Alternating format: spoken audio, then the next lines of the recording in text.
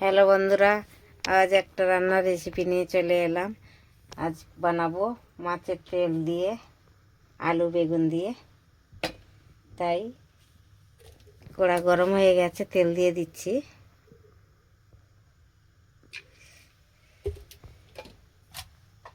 বেগুন আলু কেটে রেখেছি। একটা মাছের তেল পটকা, একটু বড় মাছের, রুই মাছের।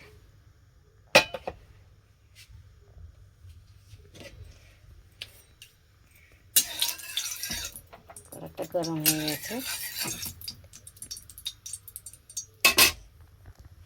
আগে দিয়ে দেবো পেঁয়াজটা, দিয়ে দিচ্ছি।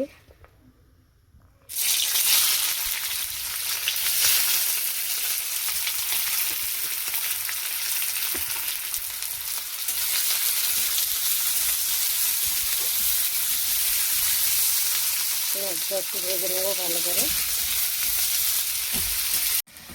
পেঁয়াজটা ভালো করে ভাজা হয়ে গেছে, এবার একটু আদা রসুন বেটে রেখেছি, এটা দিয়ে দেব।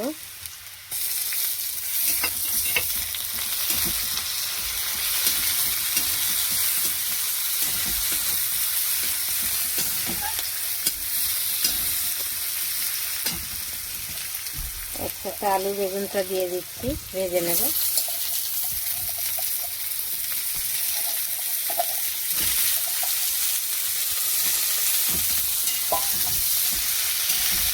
এটা একটু ভালো করে ভেজে নেব।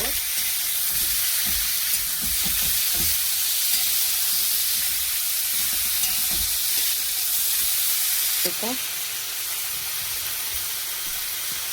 ধনের গুঁড়ো,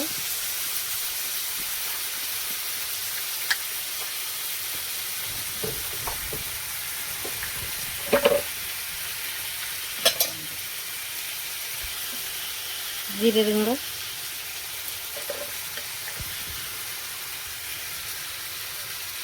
পরিমাণ মতন নুন।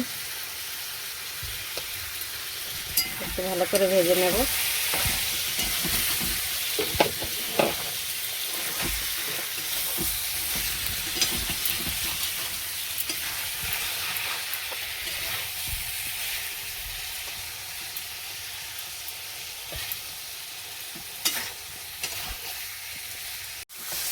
ভালো করে ভেজে নিচ্ছি।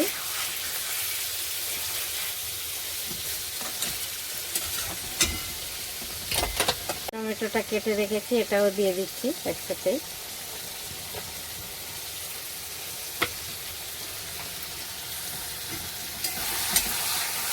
আর একটু ঢেকে দেব।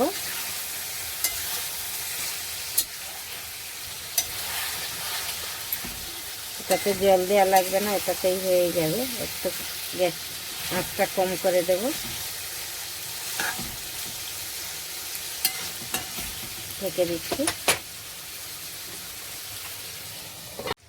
হ্যালো বন্ধুরা, আমার মাছের তেল দিয়ে আলু বেগুন দিয়ে শুকনো শুকনো করেছি, খুব সুন্দর হয়েছে, দেখতেও ভালো হয়েছে, খেতেও ভালো লাগবে।